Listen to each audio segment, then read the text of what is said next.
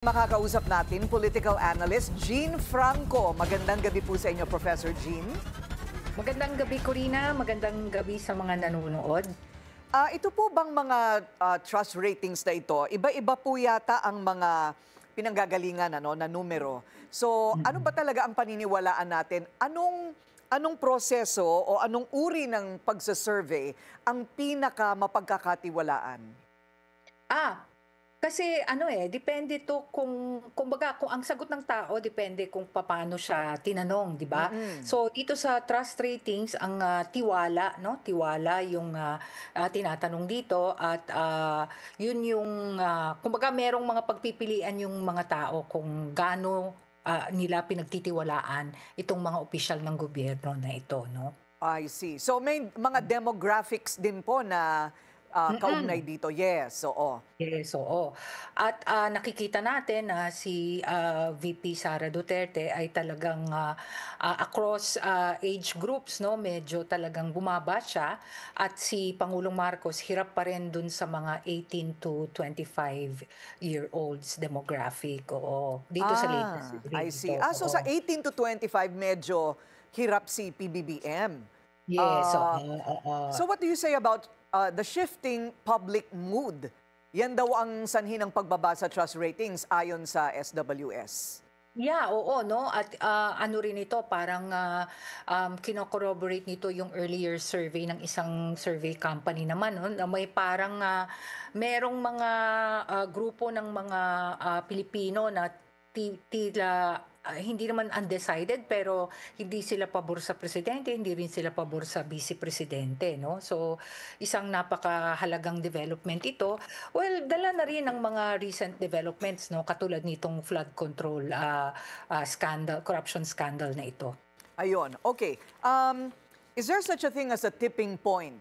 Ito pong sa inyong pagtatala ng mga numero at kung ihahambing po natin sa mga nakaraan tulad ng People Power Revolution in 1986 or ito pong laban po sa dating Pangulong Erap Estrada, ito po bang mga numerong ito ay peligroso na para sa administrasyon o malayo pa? Sa tingin ko malayo pa naman ano. Alam mo, palagay ko sawa na rin ng tao dun sa mga extra constitutional means of changing the government at mananatiling tingin ko for as long as merong like ngayon, merong ICI tapos gumagawa ng mga hakbang para maging mas transparent kahit papaano. Kahit patuloy yung mga protesta, tingin ko hindi naman tayo darating dun sa tipping point. Wag naman sana, no? So would that be a relevant question to ask at this point?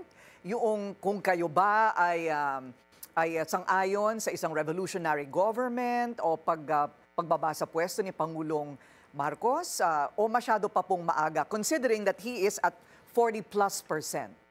Hindi pa masyado pang maaga at saka no, tingin ko mahalaga na maintindihan ng tao kung na kumikilos pero syempre talagang sabi nga no, kailangan mo rin talagang palakasin yung pruweba dito sa mga tao at of course medyo nababagalan pero kumikilos naman ang civil society para manmanan yung mga pangyayari nitong corruption scandal. So ano po sa palagay ninyo ang dapat gawin ni Pangulong Marcos para makabawi or even VP Sara Duterte? Ang tingin ko si Pangulong Marcos kailangan talaga no na may makulong, no?